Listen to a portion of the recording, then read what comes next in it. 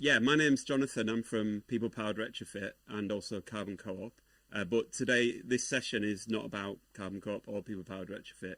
It's about our long-time collaborators and technical partners, URBED, and Kim in particular from there. And URBED, pretty amazing organisation. They're actually 46 years old. I looked up on google.com before I sat up here.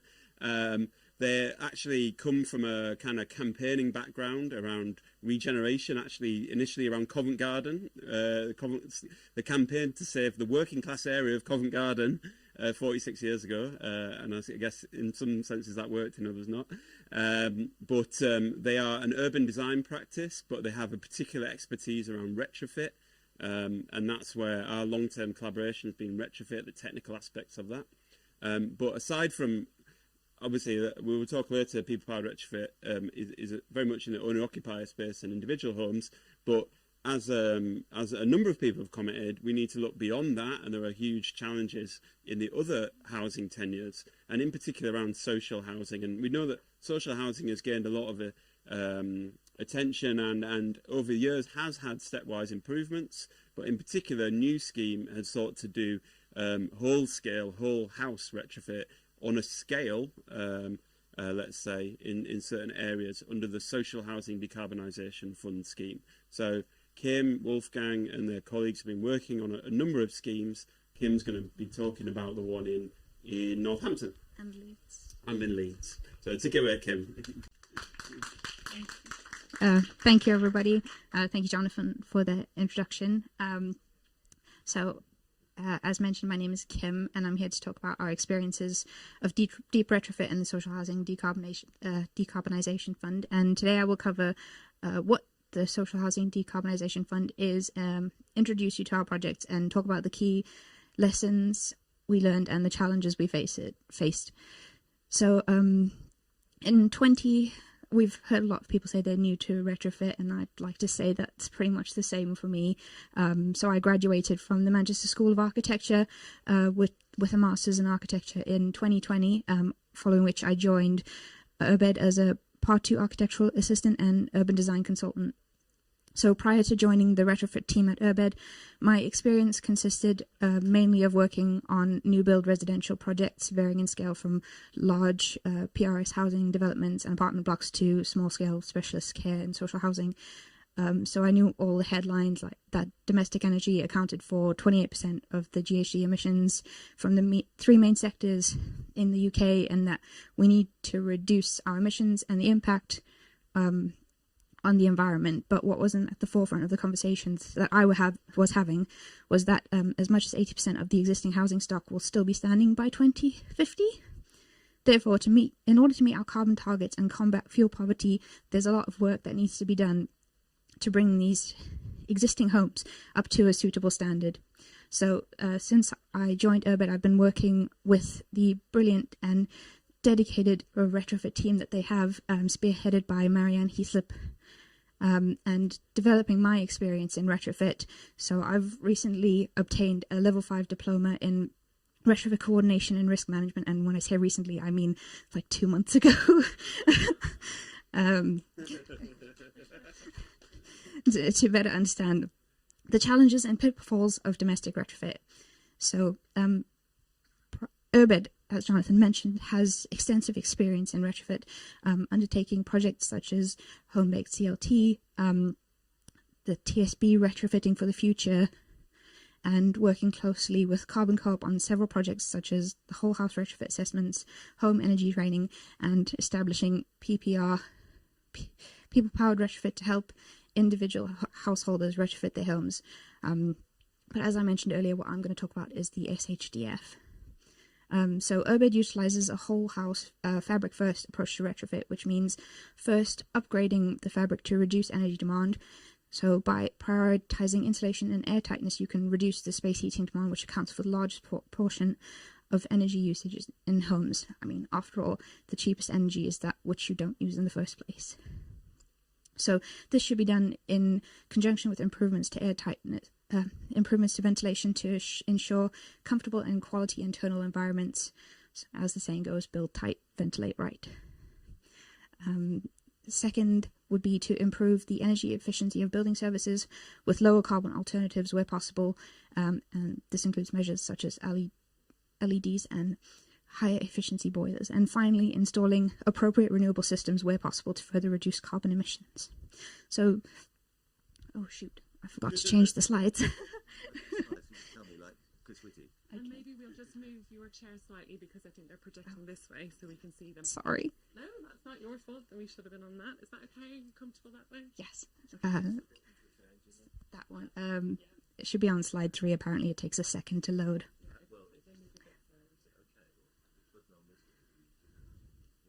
They're not important. They're just a bunch of pictures, really, just to help keep everyone in the moment. So, as I mentioned, this approach was utilised when undertaking our work on the Social Housing Decarbonisation Fund. So this funding is available to be used by local authorities, combined authorities, and registered providers of social housing to improve energy performance in their social homes. This project was a pilot project and was intended to expose the challenges of retrofit at scale and catalyse change, with the aim of the project being to demonstrate the potential to decarbonise existing homes using a combination of demand reduction through significant improvements to the building fabric and the installation of new low-carbon heating systems. The funding requires that certain criteria are met. So all homes had to be EPC-D or below in order to qualify. The aim was to achieve a significant reduction in overall energy demand and use, and the targets were to reduce carbon emissions from the home by approximately 70% and the space heating demands by more than 75%, from over 200 kilowatt hours per meter squared per year to below 50. This will be achieved through a fabric first and whole house retrofit approach compliant with PAS 2035 standard that was introduced in 2019 to ensure quality in design and delivery. It provides direction for the energy retrofit of domestic buildings and details best practice guidance for domestic retrofit projects tackling the failures and unintended consequences of retrofit. So we worked on 2 sites, one in Leeds and the other in Northampton, and both of them were very different in terms of the housing stock. So in Leeds we addressed 190 properties, predominantly 1-bed flats with some 2-bed and bed sets, and these were spread over the ground and first floor of 30 flat blocks that were 30 walk-up flat blocks. All of these blocks were wimpy no-fines in construction and built between 1971 and 1978. So within the flat blocks, the council-owned flats were interspersed with leaseholder flats, and as permitted development didn't apply, we were required to submit a planning application. And in terms of Northampton, we tackled 99 hard to treat properties spread across 8 archetypes, and the works were carried out under permitted development and as such did not require a planning application to be submitted. So the housing stock was made up of traditionally constructed 2-up, 2-down properties, which consisted of a mixture of crinkly, semi-detached, and terraced dwellings. They were spread over several streets across the Kingsthorpe area and again were interspersed with privately owned properties. So extensive research was carried out at the beginning of this project to identify all these different archetypes, which were then surveyed and used as base drawings for variations. So initially we planned to use GIS software to map the locations of all the properties and track certain aspects of it, but this proved to be a challenge. In both locations, the interventions had to be undertaken externally to minimize disruption to the residents who were remaining in situ throughout the works, which included 200 mils of external wall insulation with associated airtightness and thermal bridging works, a minimum of 400 millimeters loft insulation with associated airtightness works, and attention to thermal bridging at wall junctions. At Northampton, this meant topping up the insulation to 400 mils, whilst at Leeds, this was a new system was installed similar to a warm deck roof. So it also included insulation to exposed solid ground floor parameters as a continuation of the external wall insulation system, insulation to exposed floor soffits of first floor accommodation so the bed states in Leeds, and some of the ginnels in Northampton. New doors and windows to minimise thermal bridging and maximise air tightness, new ventilation systems, and renewables such as PV and air source heat pumps to decarbonise the heating supply. However, whilst originally included in the spec in Northampton, these were later removed due to cost implications, but locations for the services have been identified. So retrofitting at scale is a relatively new process, and as such, we faced a number of challenges and have learned a number of valuable lessons. I couldn't possibly go into all of them in this talk, but I will try and describe a few. So ownership was one of the challenges we faced, both in Leeds and Northampton, as the social housing was interspersed with privately owned homes. In Northampton, this was dealt with through robust detailing and allowing future works to take place to neighbouring properties should they wish to. However, in Leeds, where within the blocks there could be a mixture of tenures, this was more complicated. So although the council owned the exterior of the buildings, residents of the privately owned properties had to agree to the ventilation works being undertaken, otherwise the other works could not be, due to the risks involved, and this impacted the selection of blocks that could be included. So another thing was the residents. So URBED's experience working with communities and producing building user guides, which is another service we offer, led us naturally to consider the best way to communicate with the residents. The retrofit process is still relatively new and developing its reputation, so naturally residents will be curious and cautious about the works being undertaken in their home. We hypothesized that there could be work done with the tenant liaison early in the process on how best to clearly communicate what works are being undertaken and the impact that these will have on residents at the start of the process. Successful retrofit is reliant on the management of moisture. It is key that the client team can understand and explain these principles to occupants so that they understand why the works are important. Being able to explain what is happening in a comprehensible way, hopefully with positive experiences, can go a long way to assuage people's apprehension. Additionally, it is imperative that these key principles and information about the improvements that have been implemented are translated into language that a person not from a construction background can easily understand and apply in the form of a building user guide. It's important that you use visual aids to communicate this information in an understandable way. So within the same vein of understanding the work, one of the key aspects of retrofit is the quality of the workmanship. So it's really important that contractors understand why they are doing what they're doing and why it's important in achieving the targets that have been set out. And this can be achieved by investing in more training of workers skilled in retrofit, toolbox talks, regular site visits and inspections, and appointing members of the teams on site to monitor quality of the works, such as an air tightness champion. One of the key challenges we faced, again, was that no two homes are the same. So extensions made by occupants, variations in service locations, or unexpected changes in building materials all impact the process and detailing. For example, in Leeds, some of the occupants had converted their stores into a one-bedroom, turning their one-bed flats into two.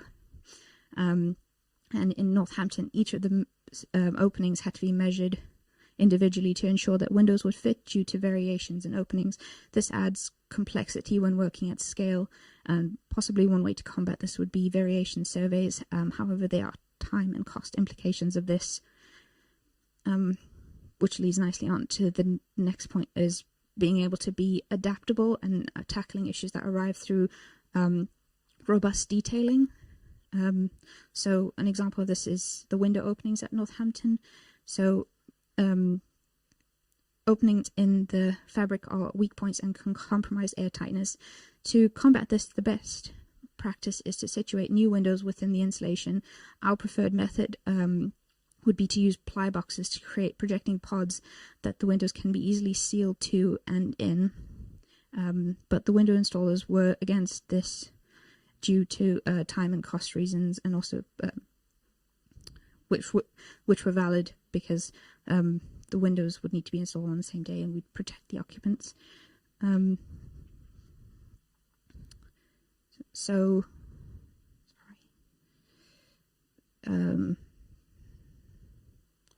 what we went with was fixing timber battens around the openings and then fixing the windows to these. This was through a process of review and experimentation. We were able, through a process of review and experimentation, we were able to achieve an acceptable outcome. Introducing liquid airtightness compound passive purple to seal the timber to the brickwork was further improved by the use of airtightness tape to seal the windows. Removing the windows exposed that the bricks at Northampton were full of holes and finger cavities. Our preferred detail agreed with the site manager was wet bonding plaster followed by a cover piece of silicone sealant. However, this was only tried for a short while before airtightness testing proved that it didn't make much of a difference. So instead we went with strips of rigid insulation to fill the gaps with PVC cover strips and sealant. So another example would be the external steps. The original design was to demolish and rebuild, but it was not always possible to do this safely in where spaces were constricted. So additionally, there was a desire to avoid doing this for aesthetic conservation reasons and for cost. So we utilized a 2D thermal analysis to develop remedial details allowing for larger architectural steps to be retained whilst adding a small amount of insulation across the threshold to reduce thermal bridges. Another good example was an innovation that came out of the Leeds project, which was the new insulated meter boxes as a result of a collaboration between us, Equines, and Building Access Products, and they sit over the existing meter boxes within the layer of insulation in order to avoid thermal bridging. So as we are coming to the end of the project, we are seeing positive results. At the last property tested post-EPC demonstrated that with the improvements, the property is now, this is in Leeds by the way, sorry, the property is now in a negative for carbon. The estimated energy bills, including the cost increases in April, are now down to around £420 from £637, and the space heating demand has been reduced by just over 40%. Additionally, the EPC rating jumped from a D64 to the heights of an A103. In terms of Northampton, so with the price changes in April and it being the warm season, the switchy data is inconclusive, so we're waiting on the next heating season in order to get a better understanding of the achievements of the home. However, we have anecdotal positive feedback from the occupants saying that that they like the looks of the buildings, which is good news. So in conclusion, we've learnt many lessons and we will take these forward to future projects. Thank you. Thanks, Kim. I think it's so interesting because it brings together so many different aspects of the things we've been talking about over the last couple of days. Everything from like the need for like detailed design and architectural expertise, but also resident engagement, communications, plus all the trickiness with dealing with ownership and access and all this. And one of the things I was really struck when you were talking was the need for like basic problem solving, which brings together both design, which can happen like in a studio and an office, but also that needs to happen on site with multiple different kind of people involved. Has that problem solving been a large part of what you've got involved with as architects? Yeah. Essentially. How do those negotiations work? Is there a back and forth? Do you always get your way, or? I would say that there's a fair amount of compromise. Like we try the best we can, but there's inevitably has to be a bit of give. Yeah. Okay, we've got time for some questions. So, can I just clarify how long we have actually? Just so. We've got about 6 minutes. 6 minutes. Okay, let's take 3 questions, and then So we had a hand there, and hand there. Was it here? Yes. Is that, I'll help you. Yeah. First, really excited to hear about the project in Northampton, because we both come from Northampton, and we've been talking to Northampton Partnership Homes, so I guess it is who you're working with, about the Social Housing Decarbonisation Fund. So that's really, really interesting to know more about that. The specific question I'd like to ask is, the houses look really lovely because they're white and clean and beautiful. And will they stay like that? What are they made of? What's the external insulation made of? Right. Okay, we'll take two, just Great. three rather. Where was the second? Here we go. Hi, I'm Nigel Lloyd from ACOG Screener, and I think that was a fantastic thing that you told us about, Kim, and it's really important because I think certainly in ACOG Screen we have half of our accommodation is in council houses, and if we can get good ways of sorting it out, then we're halfway there to sorting out UK. And that's really exciting what you're doing, and please can we meet afterwards. But just a practical thought, it's not really a question. I think if you can have exemplar houses showing what people actually are living in, that works really well. We bought an ex-council house and we have next to us 6 council flats, and I now have agreement from all those 6 council flats that if we can get the funding and the Birmingham City Council to do something about it, they're all very keen to do it. And the second thing is that one can perhaps create a video going round a home and talking to the people in the home as a way of getting engagement. It doesn't just need to be persuading them. Great, yeah. And then we had one... Sorry, yeah. And I think just... stealing the mic for a minute. It's brilliant because actually you were so deep in technical knowledge and the problem solving bits, but every part of it was peppered with and the people. And I think that's the stuff that's coming back through as well, where it's like about the communication and solving for the people, for their homes. So like absolutely commend you for that. Thanks very much. Hi, my name's James. I'm from Rickson Architecture, and it was a really great presentation, seeing all the work you've done. I think well, was a couple of things you said. You mentioned in a quick sentence that the buildings were wimpy no fines and sort of moved on from that. As a little, but maybe if you could, I'd be interested to hear an explanation of what wimpy no fines is, and then how that may have affected and/or changed your approach. Because I know how drastically it might affect. If I have that on a project, if that comes up, that suddenly changes everything I do. Yeah. Okay, so the first one, what will the EWI render? What's it made of, and will it go a horrible grey colour in 2 years? So the Northamptons are a silicone-based render, and basically what we've done to try and combat that is areas that are more prone to damage, like the below external wall render, has been covered in black coating. So that's like the area that's more susceptible to damage from like rainwater splashback or children playing kickabout, that sort of thing. But there will be a level of maintenance, I imagine, to keep it that. Yeah, I guess with all render, irrespective of what it's on top of. The question, really good question about like engagement and learning and dissemination. Are there any plans? I mean, it is Social Housing Decarbonisation Fund demonstrator. Do you know of any plans to like share the knowledge or open the homes or yeah? I'm not aware of any plans for that. I'm sorry, but I can definitely go away and have a look or ask someone and get back to you. So, is that Wilcan? Have you got some relevant information on that? I'll just chip in with a couple of things. Okay, cool. Yeah. Wolfgang's Kim's colleague, and then wimpy no fines. Yeah, I sort of nodded like I knew what that was, but do you want to explain what that is? So I've heard it described as like a concrete aero bubble type. It's like the makeup of an aero bubble chocolate, but with concrete. So it's filled with little gaps, but. Would it be classed as a non-traditional building type? Yes.